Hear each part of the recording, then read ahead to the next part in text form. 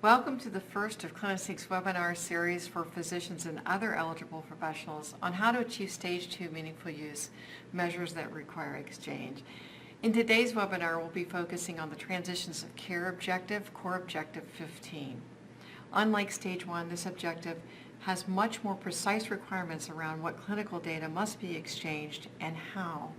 Today, we'll be reviewing those details. Today you'll learn about important definitions such as what qualifies as a transition of care under Stage 2 and how is a summary of care record defined. We'll review specific clinical data requirements and how the information must be exchanged to count, and then we'll review what is it that gets measured and what doesn't, and how you can track and report that information. In a follow-up webinar, CliniSync will show you how we can help you meet this measure. Let's begin with the definition of a transition of care. A transition of care is defined as the movement of a patient from one provider or setting of care to another provider or setting of care. An example is when a primary care physician refers a patient to a specialist, or when a specialist admits a patient to the hospital or transfers them to a long-term care facility. A transition of care can occur between many different settings: inpatient or outpatient, physician office, long-term care, behavioral health, home health, or a rehabilitation center, for example. When a provider receives information about a patient during a transition of care, they're in a much better position to make ongoing clinical decisions about that patient's care. For Stage 2, a summary of care record must be provided with each transition or referral. A summary of care document is an after-visit report that provides actionable information and instructions for other treating providers or the patient. For Stage 2, the summary of care record must be coded and formatted uniformly so that the provider receiving the information can easily incorporate it into their electronic health record system. It must also contain a minimum set of data, and it must be exchanged in one of two permitted ways. We're going to review these details. First, the format that must be used to share the summary of care record is called the Consolidated Clinical Document Architecture, or the CCDA. You don't need to remember what that stands for, but it does help to understand what it means. Think of the CCDA as building blocks of information that can be arranged and rearranged to provide information relevant to that patient's transition or referral. Examples of building blocks are allergies, problems lists, medications, lab results, or other information that might be pertinent to the transition. These building blocks can be arranged to form up to 9 different clinical documents, as shown here on your screen, such as a continuity of care document, or a consultation note, or perhaps a history and physical. The CCDA format allows for both human readability and machine readability. This means that the receiving provider will be able to visually review the information they receive and then decide which parts of it should be incorporated directly into their electronic health record system. For Stage 2, all EHRs must be certified and upgraded to support this format. In addition to the format requirements, the summary of care must contain a minimum set of data. This was true for Stage 1. Under Stage 2, more minimum information is required.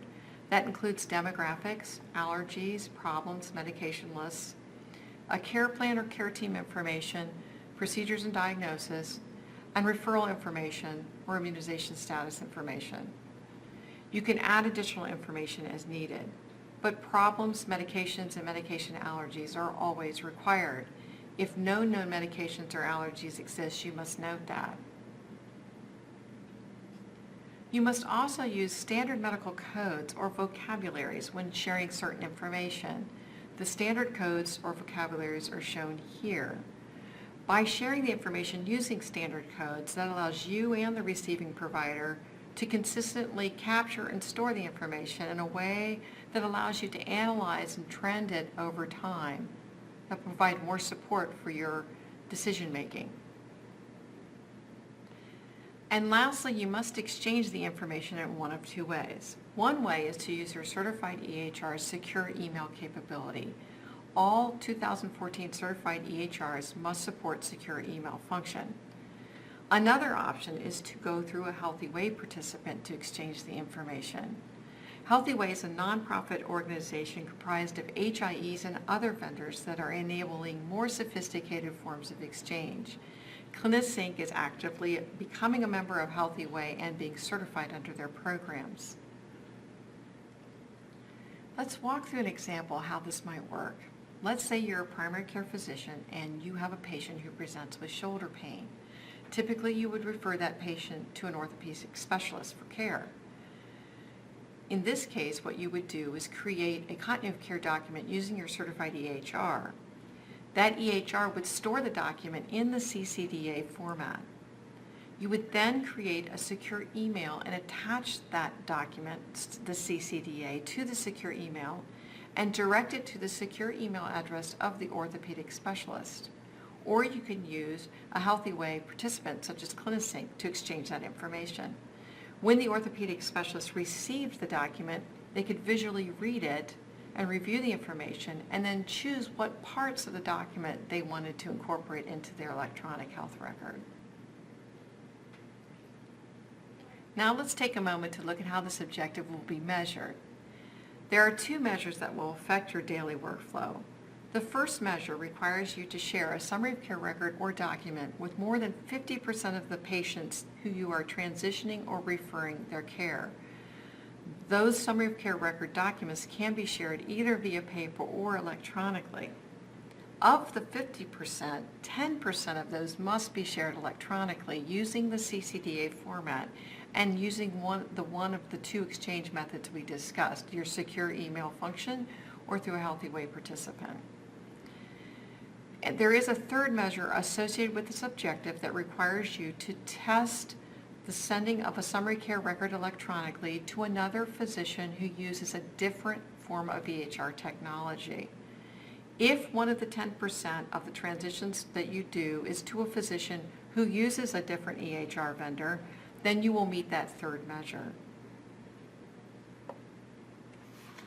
Now let's talk about what you need to do to track the requirements for those measures. We recommend that you do have reports from your EHR vendor or your HIE to support this objective. In this case, let's review what's required for the electronic measure. You'll have a numerator and a denominator. The numerator will count the number of summary of care records provided in the CCDA format. It's important to know that you cannot count patients who do not have their records maintained through your certified EHR. And you can also not count records where the physician already has full access to your medical record.